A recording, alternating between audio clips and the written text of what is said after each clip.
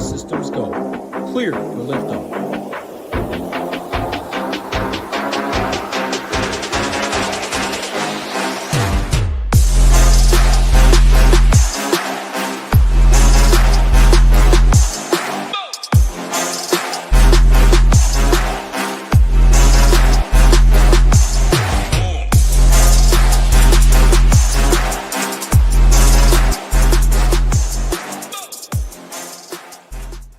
We are live. Round 2 PGA Tour Players Championship Showdown. I know there's still some guys on the golf course right now, but I got a nice little agenda of what we are looking for tomorrow. Nice little recap for round 1. And a fun day of golf on tap right now currently, and fun day that we've seen thus far. Maverick McNeely leads the way with a few guys behind him. Justin Thomas, shout out Dom Santorino. I saw your tweets. We did our show this week.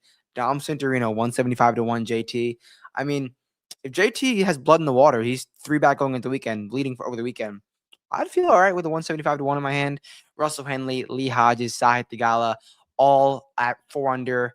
And there's a few guys still lurking around that 4 under number. And I'll talk about that 4 under, 5 under number always, every single day. We talk about the guys who shot the round of the day, how they did it, how can what they did lead us to find some more guys to do what they did the next day. Because as you guys know, in Showdown, you want to have the best guys on the golf course.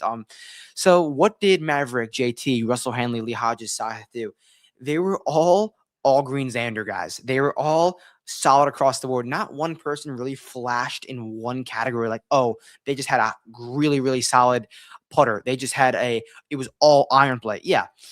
Maverick hit his irons well. Sahith had his irons well. Lee Hodges hitting their irons well. Like, you have to have good iron play, but it was just a lot of well-rounded golf to make that really solid round come to fruition. And that really makes sense for TPC Sawgrass. I've talked about it all week. Like, you have to have the full bag. You have to have the driver. You have to have the irons in play. You have to have a good short game. And then from there, hopefully you can make some putts. So it's just very similar to what we're seeing last week in terms of predictability for round 2, for round 3. It's just a lot of well-rounded, all-around stripes. It's Florida golf, guys. Like, that's what we're getting. So look at Maverick right now. So 5 under, 67. Solid off the tee, solid on approach, solid around the green, solid putt. Like, he's not top 10 in any stat, and he has the round of the day so far. I'll show you another guy, Justin Thomas.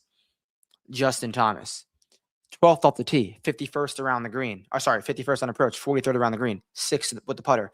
Didn't do anything like so amazing and was glaring anywhere else. So I guess that's going to foreshadow what we're looking for going forward. And we'll talk about how the course may or may not play differently, but it's just a lot of stripes, a lot of just well-rounded golf needed. But that's what we thought going forward. That's not any groundbreaking stuff for TPC Sawgrass. So let's bring up Data Golf, bring up the wave split, talk some scoring in round 1 and 2. So I'll bring my screen up right now, sort by hourly weather forecast. Nope, that's not the right thing. Hole by hole course stats, split by wave. As you can see, the PM wave is playing a tad easier than the AM wave. Is that going to come to fruition come tomorrow morning? Because these guys are probably going to have to finish. I mean, it's 5:30 right now. The sunset's probably around, 6:45, 7 p.m. As a Florida resident, I guess I should know the answer to that. But I would say maybe an hour 15 more golf to be played. There's probably going to be a few guys that need to finish their round. And it was spitting a little bit earlier, but it seems right now scoring is viable. You can get low right now, and the PM wave has currently played easier. With that being said, if guys do have to finish in the morning, look what we got cooking for tomorrow, guys. Tomorrow, I will update this so it's more up to date. TPC Sawgrass, that location I have saved, 1 hour forecast. Tomorrow morning, 8 a.m., it's going to be blowing 14, gusting up to 30. 11 a.m., blowing 9, gusting up to 25. And then once that PM wave kicks off, the wind's going to be a lot calmer. So I'm thinking tomorrow it's going to be easier in the PM again. That's going to lead to, I guess, guys that tee off later having the better showdown. But that's also going to lead to guys who may have to finish tomorrow morning to bring that scoring wave back to maybe closer to equal. So I know we have a whole nother day to talk about a potential PM AM split, AM PM split, which we will get to. But I think tomorrow we were going to look for guys to go off in this, like, 12 p.m. or later. So that's kind of what I'm thinking. That's kind of what I am thinking for round 2. It's like guys go off the PM. Like, I want to avoid these heavy wins. Any advantage is an advantage. And also in terms of the course, look at this today. We obviously had a rain delay midday. We also had some rain like right now. And if you go listen to Max Homa's quotes, Max Homa talked about how on Tuesday they were like, this golf course is so damn firm. And then he said today, I don't think we're going to see it close to that, which we saw on Tuesday. And I can confirm, obviously I was out there Monday and Tuesday, and I told you guys, this golf course is so damn firm. And I thought they had it that way in preparation for the impending rain on Thursday. And I believe that's all the rain we're going to get for the rest of the week, outside of Sunday afternoon, which is not really meaningful to what we are looking for Showdown and the rest of the week. So the golf course will play a little bit on the softer, not a little bit on the softer side in comparison to what we saw today, a little bit softer than it did today. So I think if you're in position, Bergers are going to be viable, but also the winds are going to be kicked up tomorrow. So it's a little bit of give and take. What do you want? Hopefully the wind really dries it out quicker. And then come Saturday, we get back to the firmness that we saw today, saw earlier and saw on Monday, Tuesday, Wednesday. So we will see. But again, I will show you the screen. I'm looking for guys teeing off post 12 p.m. And if there's going to be a few guys have to finish their round, maybe they'll go out a few minutes later to suffice for that. So let's bring up some contests that I am looking for tomorrow. And I'll say firstly, the $10 18 max, you can never go wrong with this payout structure. You can put 18 lineups in, $180 total. You only have to beat that many guys so let's do 1176 divided by 18. Sorry, 18 divided 1176, 1176 divided by 18. If everyone max enters this contest, you only have to beat 65 other guys to win 1,000. And I promise you, not everyone will max enter this contest. So if you do max enter it, you'll have some serious layover potential to get an edge. And then also this one right here. Obviously, I love the $55 contest, but I want to talk about this 3K Albatross. This 3K Albatross payout is really, really solid in my opinion. I do like this structure. Only 294 contestants. It pays out the top 70 guys. So that's a nice little, what is that? What, like 24.5% of the leaderboard gets paid out. And I mean, you're not looking to win every contest. I think there's a really good way to spend $12. Like I said, I'm not catering to you guys entering $2,000 per contest in terms of talking right now. This is the guy who wants to spend no more than $50. How do you want to spend your money? No more than $200. How do you want to spend your money? If I had that much to spend, that's how I would do it. So contest selection, $10 18 max, and of course that $12 single entry. What we got going on the leaderboard? Let me do a little leaderboard update because I'm sweating too. I'm sweating just as much as you guys are sweating. Lee Hodges, let's see what he's doing right now. He has 6 feet for birdie on 18 to ruin Maverick McNeely first round leader. Great. Really freaking great. And Sahith, let's see what Sahith's up to. Did he hit his second shot into 14 yet? He has not. What about Xander Schauffele? And we're going to talk about some players soon. But Xander, look at this profile from Xander. Stripe show. He's gaining 5 strokes ball striking in 13 holes. Very impressive stuff. And with that being said, I guess that's going to lead me to my next point. Everyone's going to be on Xander tomorrow. And I love that because we have Xander week long. I think he's off to a great start. But I'm not sure I want to go to a chalky Xander, a chalky anyone. You guys know to avoid the chalk. I said the chalk that I was avoiding was Colin this week. And it worked out. But I'm also on a chalky Cam Young. Not that he's playing bad. Let's kind of see where Cam Young is starting. 1 under through 10. He can shoot 5 under. Why not? He's on a par 5 right now. He's got 10 feet for bird. Make this, then make 3 coming in. Why not, Cam Young? So that's that. Next thing I want to talk about is some projections, some stuff like that. Go to the bio right now. Use the code BOOTS. Use the links. These showdown projections will be posted in the next 3 hours or so you can get on there, make a player pool, sort by points per dollar, sort by ownership, fade the chalk. As always in Florida events, as always with the players, fading the chalk will do you more wellness than it will harm. So go to the site. You can get a free week still. You can get a free week still, and there will be boots for Valspar to use that free week.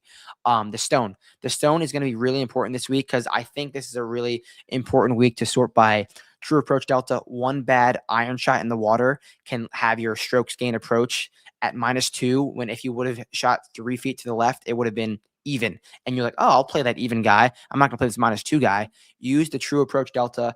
We're the only sites in the world where you can. I think we are the only site in the world where we give you that stat. It's a stat that aggregates the 2 or 3 worst iron shots of the day or worst approach shots and gives you a real true number minusing your worst shot. I know you can't just subtract the worst shot of the day, but if you're hitting 30 great iron shots and 2 of them are bad, you're going to have 2 of them are really bad, 2 of them are in the water. You're going to have a bad approach number. So use that approach delta number. This will be updated rounds 2 to round 4, like it said, probably by 8:30 p.m., 9 p.m. And then this is where you're going to go. You're going to join the site. If you want every single sport, all access plus optimizer, all access, the ultimate package, you can build every single sport, every single lineup.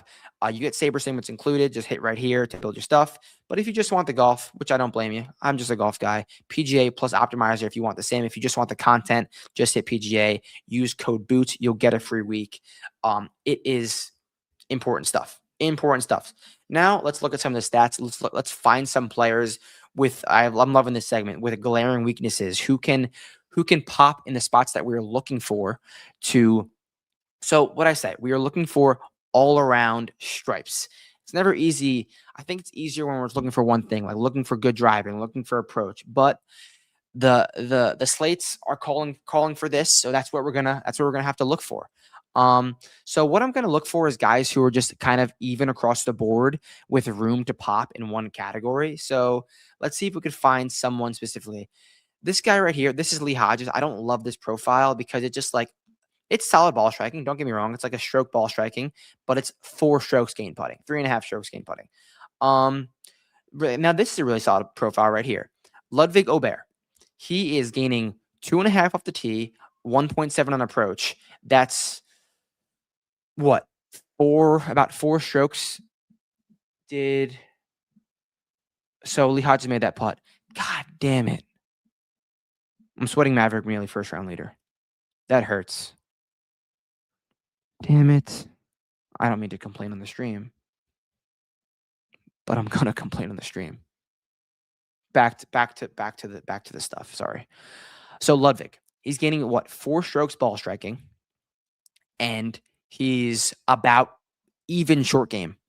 Ludwig is not the greatest short game player in the world. No one's ever going to say that. So yeah, he's plus 0.2 currently in the short game. If he has plus 1.2, plus 2.2 with the same ball striking, this -3 turns to a -5. And then we're in for a nutty round tomorrow. And he's going to go out in the afternoon, which I'm liking so far. So Ludwig is a guy that I'm definitely looking for.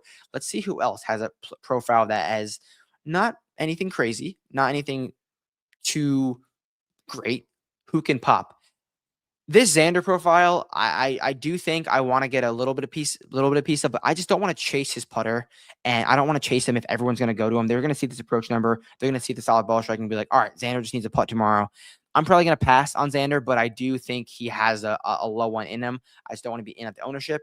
Lucas Glover. This is a pretty interesting profile for Lucas Glover. We know once he does find the putter, it sticks for a little bit, and the ball striking is not even close to Lucas Glover levels. We know Lucas Glover can gain 2 on approach in a round if he really wants to. I don't think he's that far off. He looked like he was hitting it well when I saw him over the week. So I wouldn't be too shocked to see Lucas Glover play some decent golf. So I'm down for him at I don't know what his price is, but Lucas Glover, whatever his price is, probably in the 6K range. Let's find a few more guys. Who do we have here? This is a great profile. Danny Walker. I don't necessarily love Danny Walker in terms of a course fit, but he's proven to play really well here before. And he's got a perfect profile tomorrow. Like, he is gaining about a stroke ball striking, driving it okay, doing around the green okay, putting okay. Like, he has so much room to pop, and he's doing everything good. He's not doing one thing so poorly that's holding him back.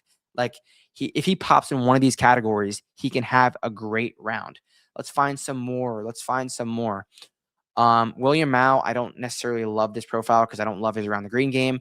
This is a perfect one right here. Cameron Young, I know he's got 9 holes left, but let's see if he made that putt on 11. Now that we're he did. Let's go see what.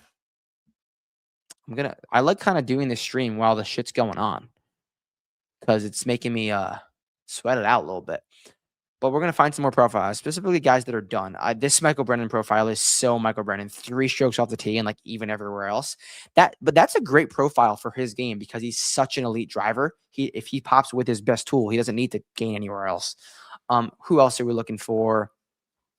Now, this is pretty solid. Alex Smalley. I love Alex Smalley around this golf course. He's gaining about a stroke and a half off the tee, doing nothing else super fancy, but he can surely gain a stroke and a half on approach. We know how good Alex Smalley is on approach, so I am down for that.